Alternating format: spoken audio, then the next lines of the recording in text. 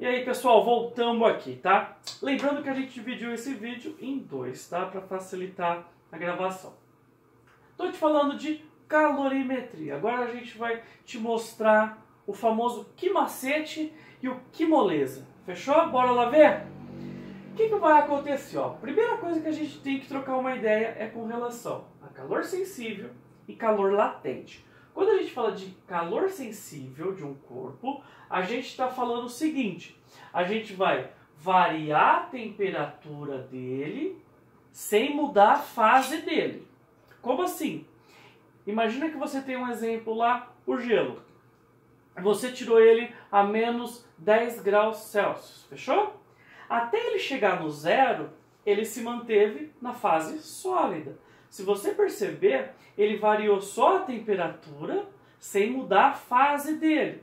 Então a gente fala que ele teve calor sensível. Quando a gente fala de calor latente, a gente já está falando de mudança de fase. Como assim, né? Mudança de fase? Imagina uma situação que você tem o mesmo cubinho de gelo a 0 graus Celsius.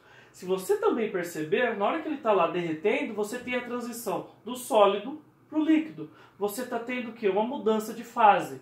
Só que o detalhe importante, essa mudança de fase é temperatura constante, enquanto a temperatura é 0 graus Celsius, que se mantém até a mudança total de fase. Tranquilo? Então, ó, quando a gente fala de calor sensível, eu tenho uma variação de temperatura sem mudar a fase. Quando eu falo de calor latente, eu já vou ter a mudança de fase. Tranquilo? Bora lá ver o resto? Dentro da calorimetria, a gente viu a capacidade térmica, que está no vídeo anterior, que é a razão entre a quantidade de calor que eu estou jogando pela variação de temperatura. Lembrando da unidade, a gente tem a unidade de calor, caloria, temperatura, grau Celsius. Então, eu posso ter caloria por grau Celsius ou joule por Kelvin.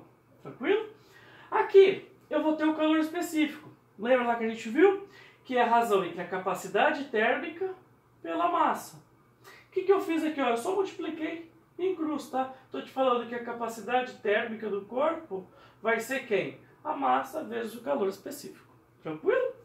Olha só. Se você perceber, capacidade térmica igual. Eu igualei as duas. E eu multipliquei em cruz. Eu tenho o famoso que macete, que é a quantidade de calor que eu vou estar jogando no corpo.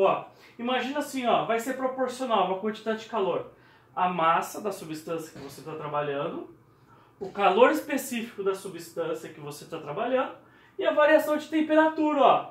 É o famoso que macete. Tranquilo? Não esquece essa formulinha de extrema importância a partir de agora, tá bom? Tranquilo? O que macete, tá? Vai te mostrar o quê? Variação de temperatura sem mudar a fase. Tranquilo? Bora lá ver o resto? Aí eu tô te falando agora de calor latente agora. O calor latente vai ser proporcional a quem? A massa e o calor latente aqui de fusão, que você vai ter, que é o calor latente de mudança de fase que a gente fala. Se você fazer o seguinte, a quantidade de calor que você está jogando pela massa, você vai ter o calor latente da substância que você tem. Então a gente pode escrever que é o famoso que moleza, ou que mole. Essa daqui, que moleza ou que mole aí, vai ser o quê? Toda vez que você tiver uma mudança de fase empregada no corpo. Tranquilo? Aí você vai calcular a quantidade de calor, quantidade de energia que você precisa jogar para estar transformando ele, para estar mudando de fase. Tranquilo? Bora lá ver o resto? Olha só, aqui eu te coloquei isso aqui. Você já viu isso aqui lá atrás? Do sólido para o líquido, fusão. Do líquido para o vapor, vaporização. Do vapor para o líquido, condensação. Do líquido para o sólido, solidificação. Do sólido para o vapor direto, sublimação. Do vapor para o sólido, sublimação também. Onde que a gente vê isso aqui?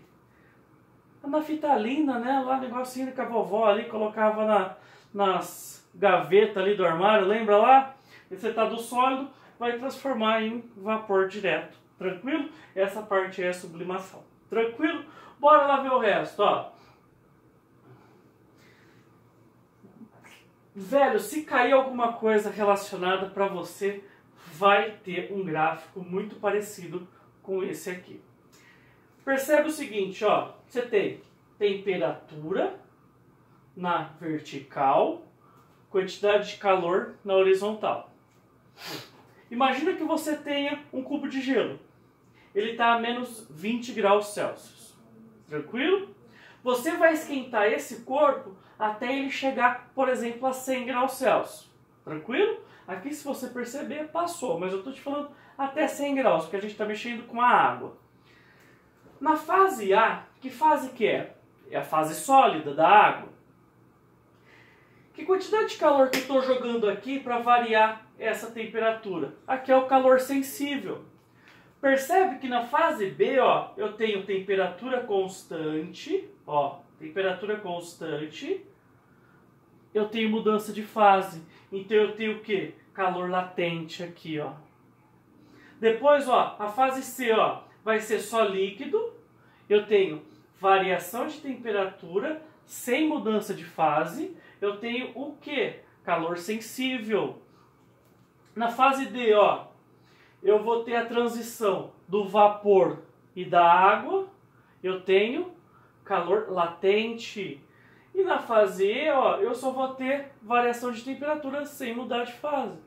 Mudando de fase. O que vai acontecer? Eu vou ter aqui, ó, uma variação de temperatura sem mudar a fase.